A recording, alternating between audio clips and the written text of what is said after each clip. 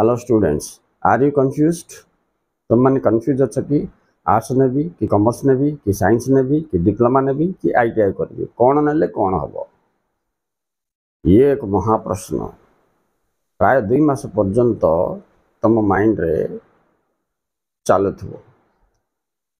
तो मोर अनुभव आउ मोर सजेशन जदि पचारिबो तो पिला माने सब सब्जेक्ट भल सेतेबेले जाई जेतेबेले तुमे भल पढ़ी कैरियर करि पारिबो। तेणु तुमर को सब्जेक्ट उपर इंटरेस्ट, को सब्जेक्ट पढ़ले तुमको समय जना पड़े नहीं सीटा सिलेक्ट कर। हाँ, आमे पाठ कहीं पढ़ुचे चाकरी की लक्ष्य रखी पढ़ुचे से हिसाब रे को पाठरे बेसी चाकरी मिलती।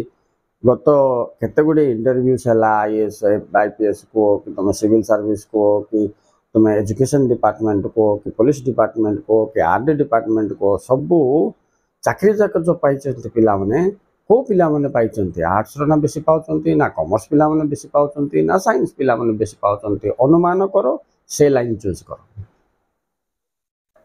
समस्त कहे कि आर्ट्स नहीं जा बोलो कि साइंस नहीं जा बोलो कि डिप्लोमा पढ़ते भल थी बीटेक करके इंजीनियरिंग करदेबू किंतु से गुड़ाक सफल होनी। आज तुम जान इंटरव्यू जो रिटन एग्जामिनेशन तुम दब से समय को सब्जेक्ट्स बेसी आस ना आर्ट्स कॉमर्स साइंस प्रोपोर्शनेटली आसको अनुमान कर। +2 पर तुमको चाकरी जाक बाहर चाकरी अप्लाई कला बेलू जो पाठ लुड़ा से पाठ जो एरिया रे अच्छी डिप्लोमा अच्छी ना आर्ट्स अच्छी ना साइंस अच्छी ना कॉमर्स अच्छी भल कि चिंता कर। गत 2-4 वर्ष है बेसी चाकरी को पिला माने पाइछंती से डाटा संग्रह कर ताकू नहीं निर्णय कर को लाइन गले तुम भविष्य निर्मल हम।